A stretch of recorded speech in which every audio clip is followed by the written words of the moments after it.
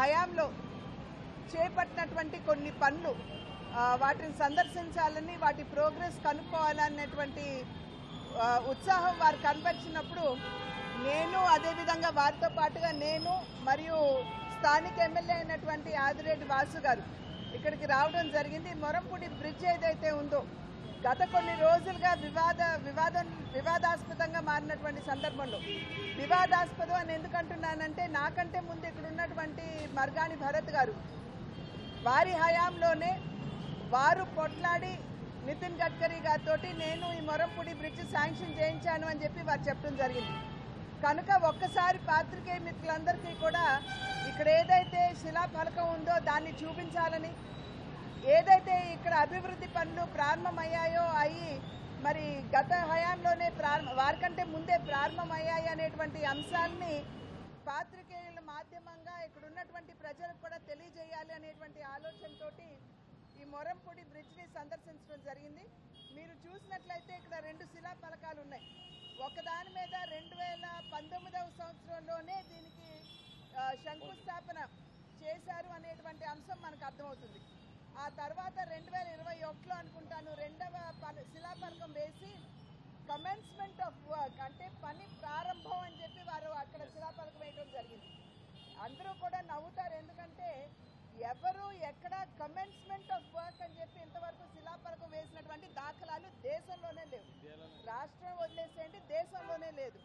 అంటే ఎక్కడికెక్కడ రాజకీయ లబ్ధి, ప్రజా శ్రేయస్సు కంటే కూడా రాజకీయ లబ్ధి మీద ఎక్కువ దృష్టి పెట్టినటువంటి విధానం మనకి సుస్పష్టంగా దీని మాధ్యమంగా మనకు అర్థమవుతుంది. పీడీ గారిని కూడా ఇవాళ ఇక్కడికి పిలిచాం, వారితో కూడా మాట్లాడటం జరిగింది.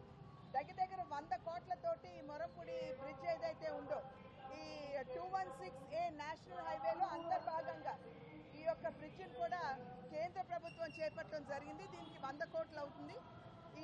ఈ బ్రిడ్జ్ యొక్క పనులు ఆగస్టు 15 కల్లా ఈ బ్రిడ్జిని ప్రారంభోత్సవం చేసుకోవచ్చు అని చెప్పి పీడీ గారు చెప్పారు. అయితే దానికి సంబంధించినటువంటి సర్వీస్ రోడ్స్ ఏవైతే ఉన్నాయో ఊరికే ఒక లేయర్ బ్లాక్ టాపింగ్ చేశారు, ఎందుకంటే ఉన్న ట్రాఫిక్ కంజెస్టెడ్ కాకూడదు, మూవ్ అవ్వాలని.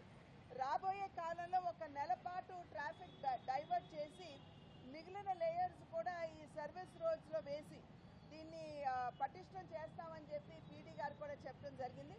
కనుక రేపు ఆగస్టు 15న ఈ బ్రిడ్జ్ ఓపెనింగ్, ఇంకొక నెల 15 రోజుల తర్వాత సర్వీస్ రోడ్స్ కూడా క్లియర్ అయిపోతాయి. ఇక్కడ ఉన్నటువంటి ట్రాఫిక్ సమస్యకి ఇది ఒక మంచి పరిష్కారం. ఇందు మూలంగా మనకు అర్థమయ్యేది విషయం కూడా ఏమిటంటే కేంద్ర ప్రభుత్వం సైతం దేశాన్ని మనం అభివృద్ధి పథంలో నడిపించాలని పదే నరేంద్ర మోడీ గారు 11వ ఆర్థిక శక్తిగా ఉన్నటువంటి భారతదేశాన్ని 5వ స్థానానికి తీసుకుని రావడం జరిగింది. అదేవిధంగా రాబోయే కాలంలో మేము 3వ స్థానానికి తీసుకెళ్తామని చెప్పి ప్రధాని గారు చెప్పారు. అయితే 3వ అతి గొప్ప ఆర్థిక శక్తిగా భారతదేశాన్ని మనం మలుచుకోవాలంటే మౌలిక వస్తువులు చాలా అవసరం. రోడ్లు కావచ్చు, పోర్ట్లు కావచ్చు, ఎయిర్పోర్ట్లు కావచ్చు, రైల్వేస్ కావచ్చు. కనుక అందులో భాగంగా ఎంత బ్రహ్మాండంగా ఈ కన్స్ట్రక్షన్ జరుగుతుందో ప్రజలందరూ కూడా గమనించాలి. 2014 సంవత్సరానికి ముందు రోజుకి 12 నుండి 13 కిలోమీటర్ల రోడ్ల నిర్మాణం మాత్రమే జరిగితే ఇవాళ 2014 నుండి ఇవాళ వరకు అంటే నరేంద్ర మోడీ గారు ప్రధానిగా, నితిన్ గడ్కరీ గారు రైల్వేస్ అండ్ ట్రాన్స్పోర్ట్ మినిస్టర్గా బాధ్యతలు చేపట్టిన తర్వాత రోజుకి 30 కిలోమీటర్ల రోడ్డు నిర్మాణం జరుగుతుంది. అందులోని ఎంత బ్రహ్మాండంగా రోడ్లు ఉన్నాయో ప్రజలందరూ కూడా గమనిస్తున్నారు. కనుక దేశ శ్రేయస్సు, ప్రజల సంక్షేమానికి ఎన్డీఏ కూటమి కేంద్రంలో కావచ్చు, రాష్ట్రంలో కావచ్చు ఎప్పుడూ కూడా పెద్దపీట